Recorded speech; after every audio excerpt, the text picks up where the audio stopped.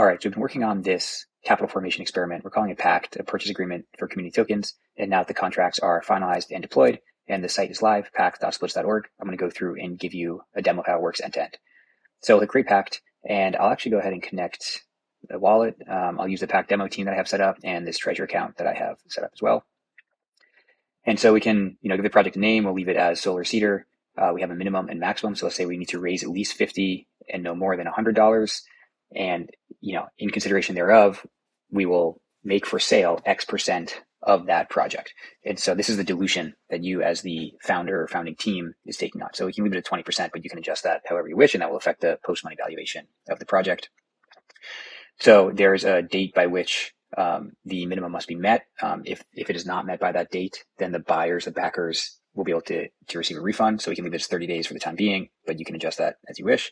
Public portion, we're essentially saying that there will be some percent of this offering that will be purchasable publicly. We can leave this as 0 for the time being. I'll show you how to change that once it's live.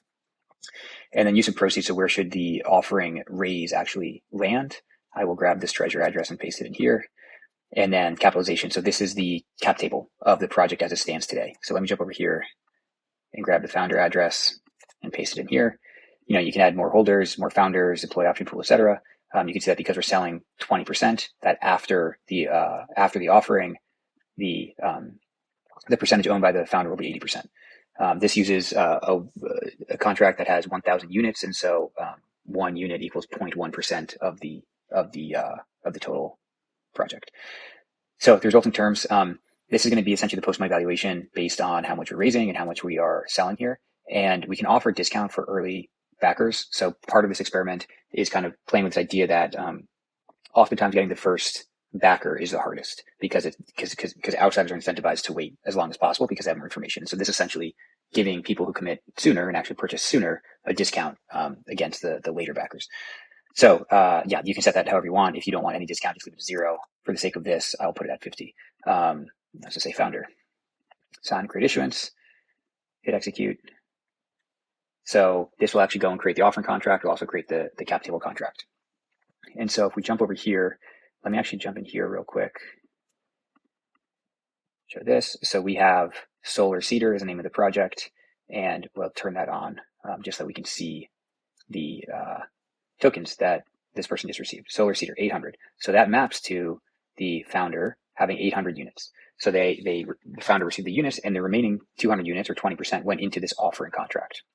And so we could go and look at what this contract is on base. I'm not going to go through that right now. All the docs are available for you to read through it. So, okay, we said we'd raise, up to 100, $50 as a minimum. This is the post-money valuation based on that discount that we set. The close date, we have the treasure address. You can see the minimum hasn't been reached. We just created this. There are 200 units or 20% available. If I wanted to increase the number of units in this offering, I could actually just transfer, some of these units back into the offering contract. So I have, the founding team, what have you, has flexibility on that. You can see the public allocation, there are 0 units open. Let me actually just change this to be like 100. And then once we do that, we will actually be able to have a public allocation link. So I'm going to show both paths here. This is going to be the public purchase and the private purchase. So public, we'll do that in 1 second. And let's just say buyer A, what's the minimum? We said 50. So let's do like 35. Okay, so we have buyer A has their private link, and we have a public allocation link as well. And you'll see on the cap table, it's just the founder and the offered. So let me grab this, disconnect, and I will connect as buyer A. So I have a custom kind of payment link. I can see the offering details, and I can also see my specific allocation, which is $35 at a 37 price per unit. That equals 95 units or 9.5%. So I'll say, okay, buyer A, Solar Cedar. Approve that. And then once that goes through, if we jump over here real quick, we can see that buyer A, did have $40 and now have 30, or they now have 5 because we just spent 35, and we have some of the Solar Cedar units that we just purchased. Cool. So that all looks good. Let me connect as the treasury again. Okay. So we can see that buyer A purchased 95 units. We can view their receipt if we want. We can see buyer A, their total purchase price on this date, so on and so forth. You can see down here. And then let's do the public allocation link, and let me connect as buyer B. Okay, so this link is a little bit different. You can see I can actually specify the dollar amount that I want to purchase up to. So maybe I'll do $35. I'm going to get 62 units at 56 cents per unit. And that's again because of that bonding curve, that discount that we specified during creation. Buyer B, if I want, if I want this to be public, I can. Otherwise, I can just leave that empty, which I guess I will for the time being. Okay. Execute. So that looks good. Let me disconnect again. And let me go back to the treasury. And so what we should see here, a few things.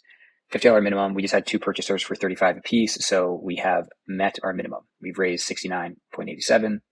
You can see the different buyers. The reason buyer B does not show up here is because I did not put my name in that public field. If I had, it would show up there. There's still, 38 units open in the public allocation. That's fine. You can see the cap table has been updated. We have buyer A. This is the founder. This would be buyer B and their ownership percentages. So, we hit our minimum. We're not going to hit our goal of 100. So I'll just go and close the round. What this is going to do, because there's still 43 units left in this offering contract, when I close the round, it's going to send those units back to the treasury. So essentially reclaim it back into the company, into the project. And then it will also withdraw the funds that we have raised into the treasury account as well. So the treasury currently has $0 in it, and it does not have the Solar Cedar NFTs. So let me go ahead and close this round.